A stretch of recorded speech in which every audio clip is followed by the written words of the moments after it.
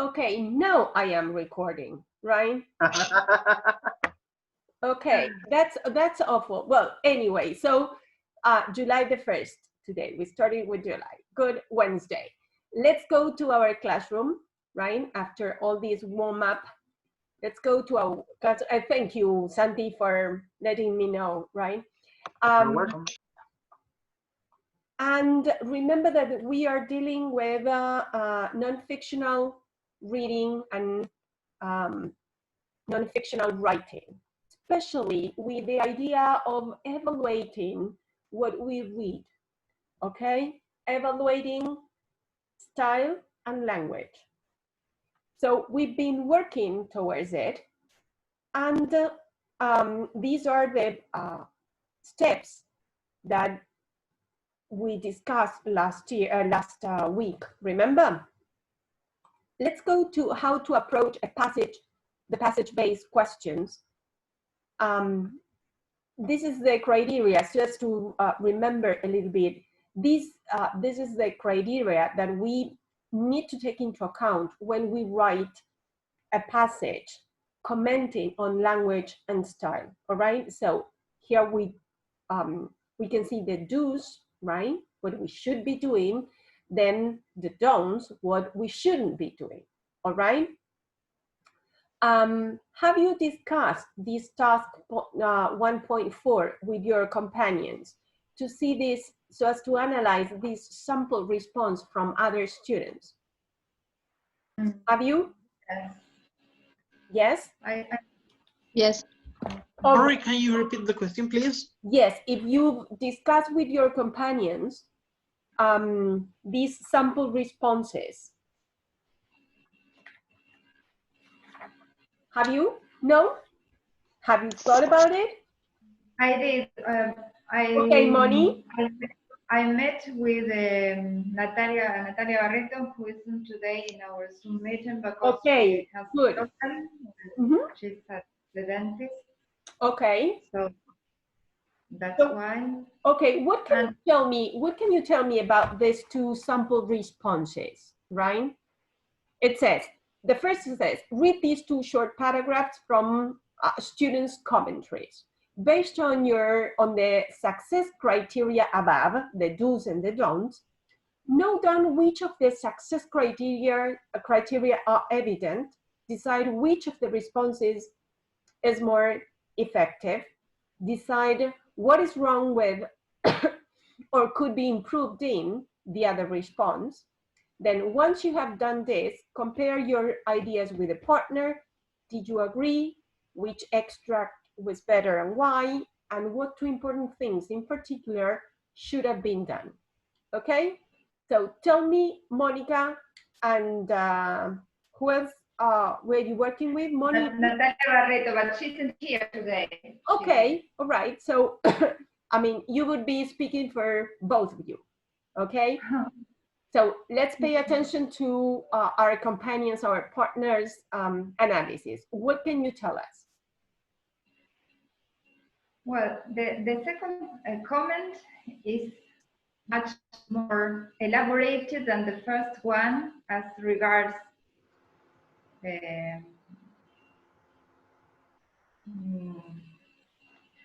for example, the way in which it is, in which it describes, or, for example, the first one, what we found is this. The first one says, it is a direct and descriptive account of how an animal was shot. And in the second one, this is a simple way of telling the idea, we think. Compared to the second one, in the second one, the person who is commenting says, okay, uses some other words, adjectives, straightforward account, instead of saying direct. He says straightforward. He says broadly chronological order. establishing the setting and then the events. Okay, and he doesn't comment, or she doesn't comment on the plot, but he uses if clauses, which is more elaborated, I would think. Well,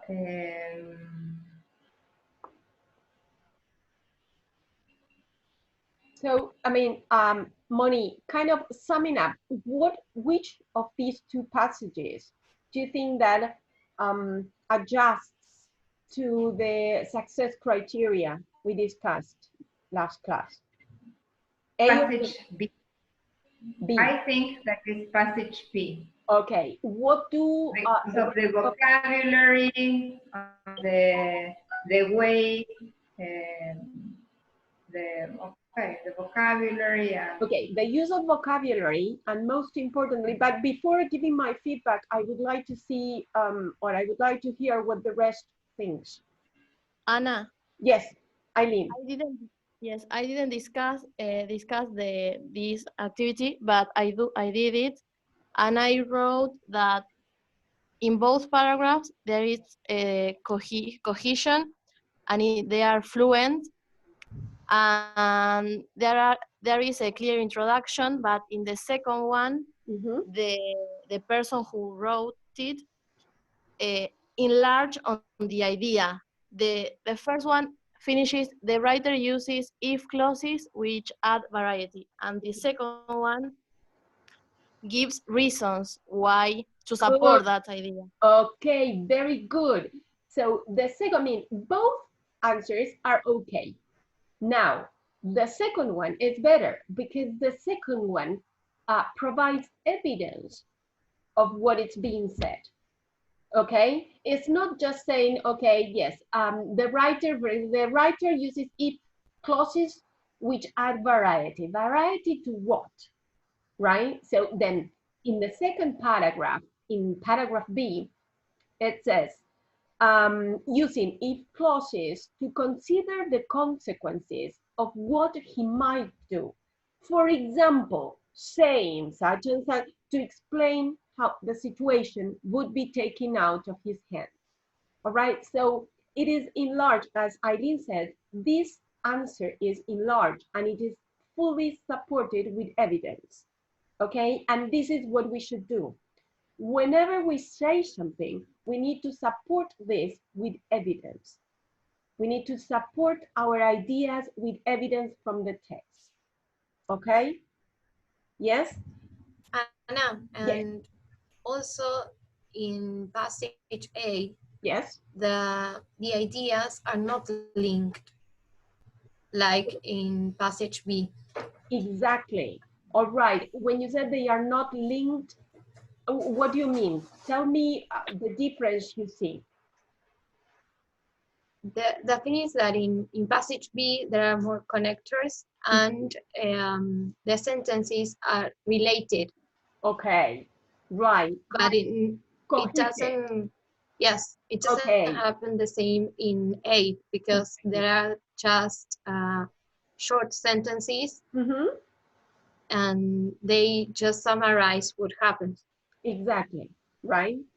So if you compare both responses, you are definitely going to choose response B as more adequate, as more appropriate for a commentary. Okay? Do you all agree with this? Yes, Anna, and also in passage A, there is a lot of repetition. He uses the writer, like 3 times, I think. Okay, very good. What, instead of saying the writer, what other phrase can we use? Start the author. The author, okay. Maybe the passive is useful. The passive voice is useful in this case or not. Okay. We can even say the writer, the student, the author. Okay. So as the to name of the author. Pardon? The name, for example, she mentioned, the second one mentions Orwell instead of saying Okay, exactly. All right. The author's name. Exactly. The author's names like Orwell, right? But okay, that's it. Okay. Any questions or any other comments that you would like to add to this? No? Let's go to our next. Well, this is another exercise or task that you need to prepare, or you should have prepared. Did you do that? Have you read this? Yes. Okay, Yes. so it says, this is highlighting or listing keywords and phrases, right? So in this case, we are trying to pick up, select keywords and phrases that are going to help us then write our commentary. So we were supposed to work with this handout, right? Which is a handout from this novel, Rescue at 2021. It's called 2100 hours, right? Because it's very military. So you would say 2100 hours, right? By Tom Trumbull. You were supposed to read this handout and the annotations, the commentaries, right, on the first paragraphs, right? These are students' commentaries, right? Like, for example, I never met my grandfather, right? So the person who's going to comment, the writer who's going to comment on this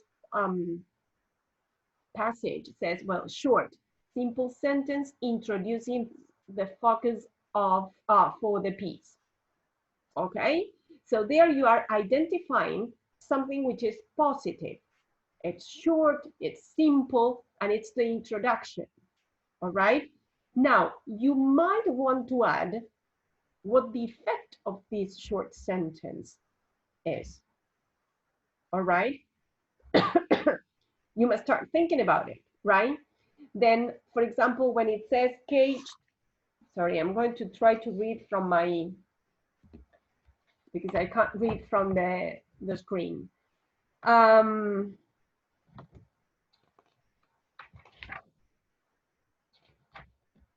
Caged in our grief, right? What is caged in our grief? Well, that's a metaphor and captures the sense of mental imprisonment.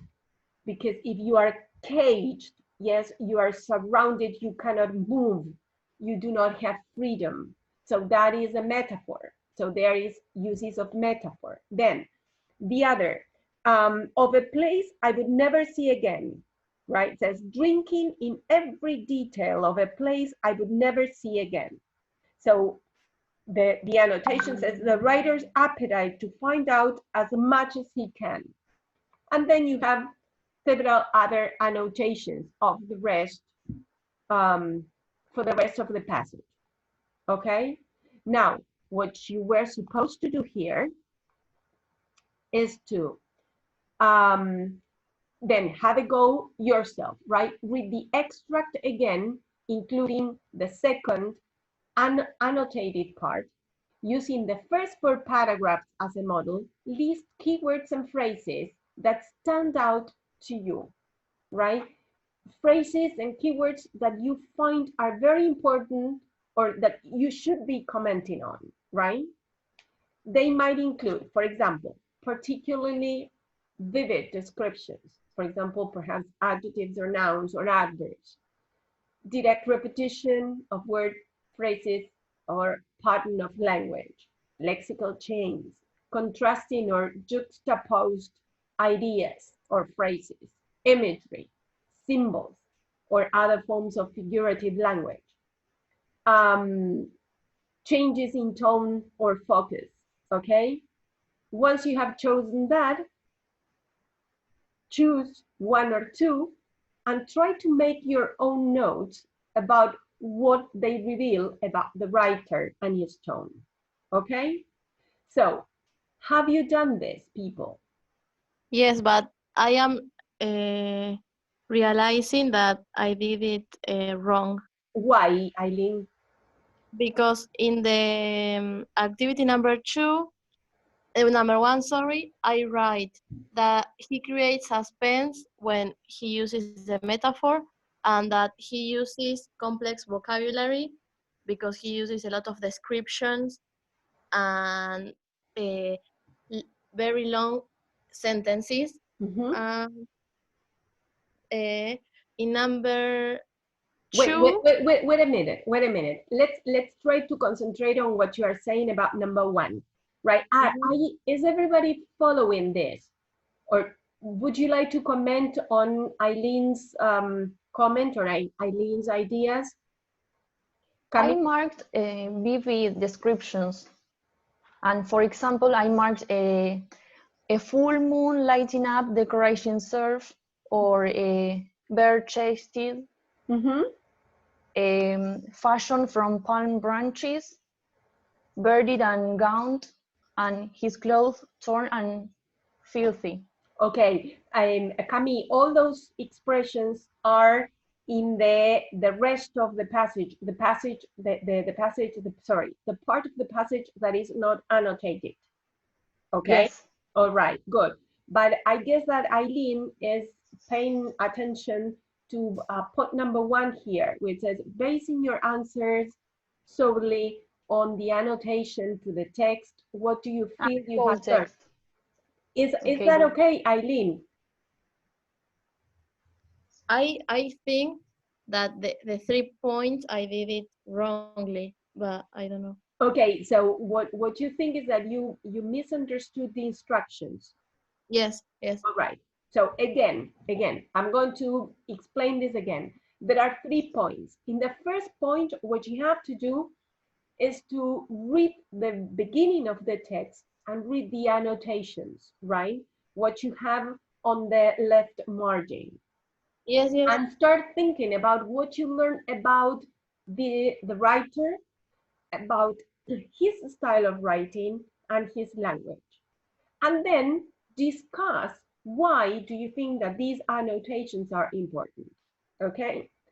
That is what I have read some minutes ago, that I believe that he creates suspense in the way he writes, and that he uses complex vocabulary. Okay, now when you say he creates suspense, right? People pay attention to this. Whenever you say, for example, this is a good comment, right? He creates suspense. Okay, by using these and these and these words or expressions, you need to support, okay?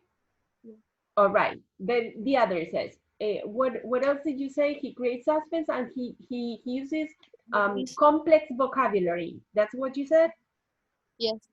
Okay, why do you think that vocabulary is complex? That would be, I mean, if I were reading your comment, you said, what do you mean by complex vocabulary? Why a word would be complex? I know the words sometimes because I don't know the meaning, but not that it is because he wrote very long sentences with lots of information. Okay, so there what we need to start thinking is, why is he using very long sentences? What happens with the rhythm of a text with very long sentences, right? What is the effect that very long sentences have on the reader, right? So this is what you need to start thinking. And then the idea is, how are you going to express that? Yes. Okay, good. So what we are going to do, sorry, is there any other comments on this? I wrote that the writer knows how to guide the reader because he uses suspense, like Eileen said. Because when you start reading a paragraph, he mentions, for example, and I think it is in the second part, he mentions a man, and then he starts describing him, but we don't know who he is. Okay, Good. So Now, Didi, yes, the challenge for you would be is to explain everything that you said, to explain it in writing. Okay? yes. This is a very good explanation. Now, how would you write it? Right? And you have to be very concise, because you cannot take one page to say all this, right? Because then you need to choose one of two other devices. Okay? Yes, I think I should say that he uses different techniques Okay. All right, but to if you guide said, the reader. okay, all right, but if you said he uses different techniques, I would say which techniques? Right. Now, this idea that you have of creating suspense because he describes a man, but we don't know who he is till we get to the end of the paragraph, that's a very good evidence. That's a very Okay. good explanation, okay? Okay. Good. Any other comments or any other ideas for this first point? Yes, Ana, Rosario. Ro, good. Yes, I have a doubt with the meaning of juxtapose. Juxtaposed. Okay. Yes, This appears in number 2. Juxtaposed is when you put one idea on the other, right? It says contrasting is like different. Juxtaposed is one on top of the other, okay. right? Because there it says to place ideas or words, phrases in close proximity. Yes, proximity. That was proximity, sorry. That was the part that I couldn't. Okay, I mean to put them together, to put them near. Okay? Okay, to make a contrast. Exactly. All right? Okay. I mean, we can use that to contrast or to say that they are similar.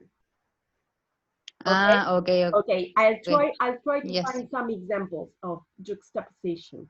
Okay? Okay, thank you, Ana. No, it's okay. Andres, do you want to say something?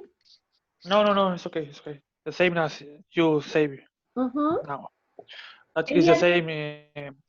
At the maybe two words at the same level or contradiction Okay. between each other. Okay. But Okay. you say you did it. Okay, good. What else can you tell me about these annotations, right? Do you think that these annotations, the ones that, I mean, we read just now, are they useful for you to understand the writer's style and language? Or would you Yes. any other? Yes? Okay.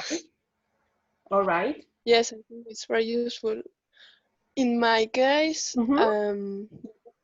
the part of cage in our group, I found it very, very useful because and it's difficult to me to explain, to understand metaphors. Okay. I'm Now, very think about trouble. this. Think about this. What happens with the metaphor? What is the effect of this metaphor or metaphors in general? When you said that he was caged with grief, is that drinking? No. I left the stilted conversation that caged in our grief and walked through her house, right? Caged in our grief. What happened? I think it's a way to describe emotions. Okay, and what happens when you, as a reader, when you come across these metaphors? It creates a mental image. Okay, so this is, I mean, what I'm trying to do is that one way of explaining or supporting or giving evidence is, I mean, for example, the writer uses a caged in our grief as a kind, I mean, the metaphor, right? He uses this metaphor so readers can easily picture what the character is feeling or what the character is going through. Okay, this would be a good way to explain the use of metaphor. Okay. Anna? Yes. In this case, maybe I think it's not only to explain what he's trying to say, but also the readers can feel the emotion of that moment too. Exactly. Okay. Empathy. Exactly. You feel the same. You have the same feelings, or you can also identify or not with the character. Okay. So this is important, people. What I'm trying to say is that it's very important for us to be as clear as possible when it says, well, the writer is using, or Orwell or whoever here, no, this is Trumbull. Trumbull is using this metaphor. Okay, what for? Okay, so he's using this metaphor to get to the reader, to help the reader experience the same feelings as the characters. If you said that, that's perfect. Okay, am I clear? Yes. Okay. Yes. Okay. Anna, yes. This is an imaginary is a correct pronunciation. Imagery. It is that it is used in that way, the metaphor as an imagery. Imagery. Yes, imagery is when you use a device to create a mental picture in the reader. But the metaphor is used in that way in this case. Okay, right. Yes. Remember, I cannot remember if I already, I guess that, let's see. I think that I included in previous sections, right, yes. A definition of imagery that says language that draws visual depictions to suggest ideas. For example, the road through the mountains was a necklace of lights that shimmered and twinkled. Okay, you have it in previous sections. So yes, imagine a road right through the mountains that says was a necklace of lights. That's a metaphor. Okay, I don't know.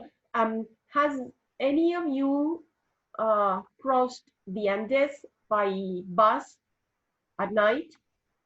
Nobody? No. Nobody had that opportunity? Okay. Sorry?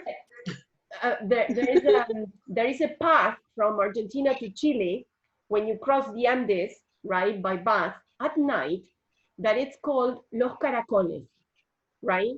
Because yes, I did, but not to Chile, here in Mendoza. Okay, right, okay, it's from Mendoza. I went from Mendoza to Chile, right? And at night, so you see, it's wonderful because you see all the trucks and the cars going on these mountains, down the mountains, right? You are on top and you see everybody down them, and it's so beautiful, right? It's really beautiful. It's called Los Caracoles. So whenever you are in Mendoza, right, trying to go to Chile, you should do that, right? Okay. Let's try not to be poor next slide. Yeah. Okay. Okay. Right. Sorry. May I add something? I found that imagery was related to the. Wait a minute. We have less than a minute. So when the connection breaks, come again. Okay. Yes, Maria. Okay. It was related to the 5 senses that the author tried to appeal to sight or touch or smell. Definitely. Kind of. Okay. We saw this with poems, with hand. Exactly. That's okay, people. Let's go. Let's take 20 seconds and come back to the meeting. Okay.